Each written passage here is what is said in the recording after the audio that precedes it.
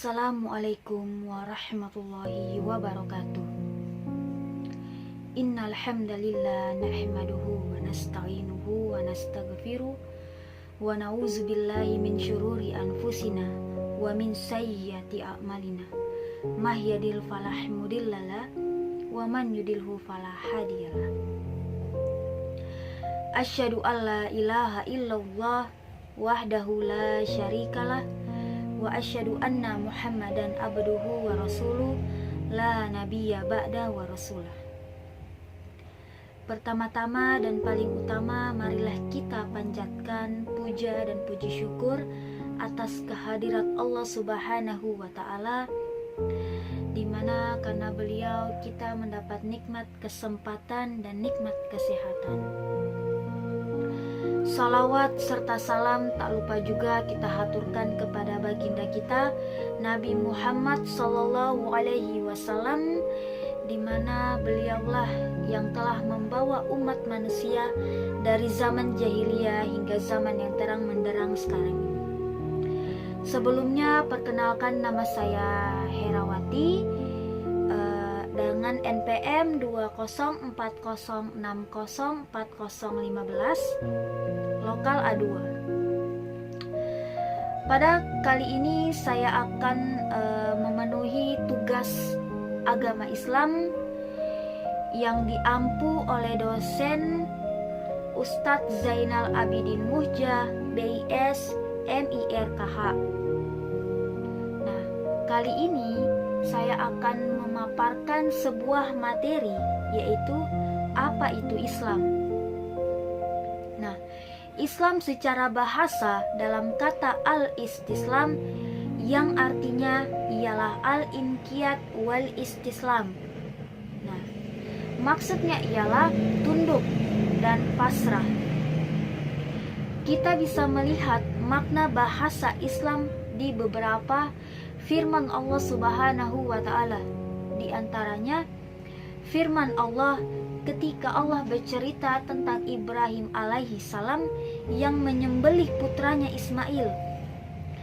Allah mengatakan, falamma aslama wa tallahu lil jamin wa nadainahu ayya Ibrahim qad saddaqtar ru'ya. Ketika Ibrahim dan Ismail aslamah, dia telah pasrah. Wa tallahul jabin, Ibrahim meletakkan Ismail lil jabin, beliau letakkan di pelipisnya untuk siap disembelih. Wa nadainahu ayya Ibrahim, kemudian aku panggil dia, wahai Ibrahim.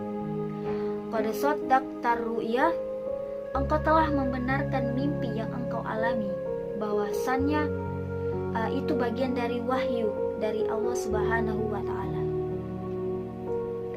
Yang menjadi kepentingan kita dari ayat ini adalah firman Allah di kalimat falamma aslama, ketika keduanya telah melakukan Islam. Yang dimaksud Islam di sini ialah Islam dalam sisi makna bahasa, yaitu pasrah kepada keputusan Allah Subhanahu wa Ta'ala serta pasrah kepada perintah Allah Subhanahu wa Ta'ala.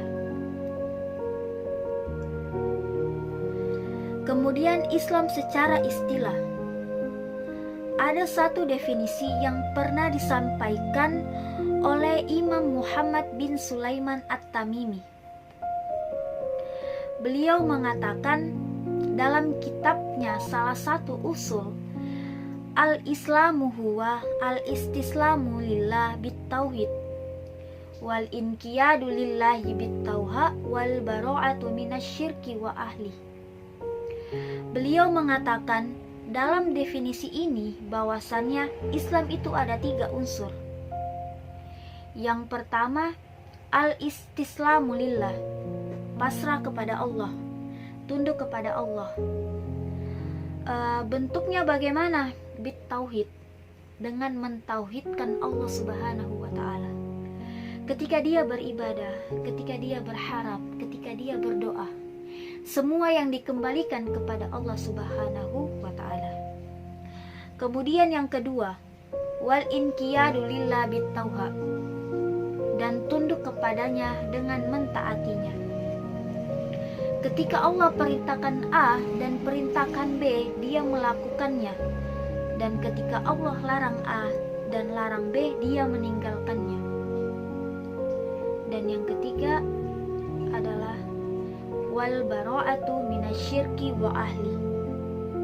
Pelepas diri, tidak berpihak kepada perbuatan kesyirikan dan pelaku perbuatan kesyirikan.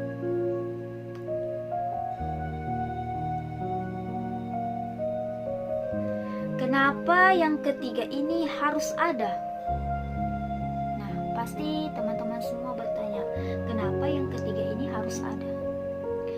Karena orang tidak bisa disebut sebagai muslim ketika dia masih berpihak pada lawannya Islam, yaitu perbuatan kekufuran. Karena itulah ketika orang ini menyatakan dirinya sebagai muslim, atau saya menyatakan diri saya sebagai muslim, maka saya atau ada konsekuensinya, saya harus tidak berpihak kepada kekufuran. Saya harus meninggalkan kekufuran itu, karena perbuatan yang bertentangan dengan Islam termasuk diantaranya perbuatan kesyirikan. Nah, maka dari itu ketika orang itu menyatakan dirinya sebagai seorang Islam, sebagai seorang muslim, maka dia harus meninggalkan kesyirikan. Kemudian Islam ada dua. Yang pertama, Islam dalam arti umum. Nah, pengertiannya adalah semua ajaran pada Nabi. Karena semua Nabi beragama Islam dan Allah Subhanahu wa Ta'ala memilihkan agama mereka hanya agama Islam. Nah, perlu teman-teman ketahui dan perlu teman-teman catat bahwasannya semua Nabi itu adalah beragama Islam.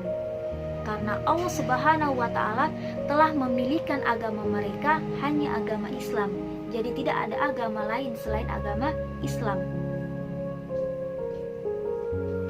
Yang kedua, Islam dalam definisi arti khusus, yaitu ajaran yang dibawa Nabi Muhammad SAW dan syariat beliau menghapus syariat sebelumnya yang bertentangan dengannya.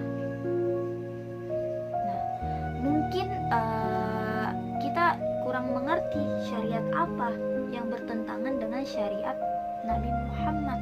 Nah, maka dari itu Islam itu diartikan dalam arti khusus. Mungkin itu saja yang dapat saya sampaikan pada video kali ini. Kurang dan lebihnya mohon dimaafkan, karena kesalahan hanya milik saya dan kebenaran hanya milik Allah Subhanahu wa Ta'ala. Saya akhiru kalam, nun wal qalami wa ma yasturun. Summa assalamualaikum warahmatullahi wabarakatuh.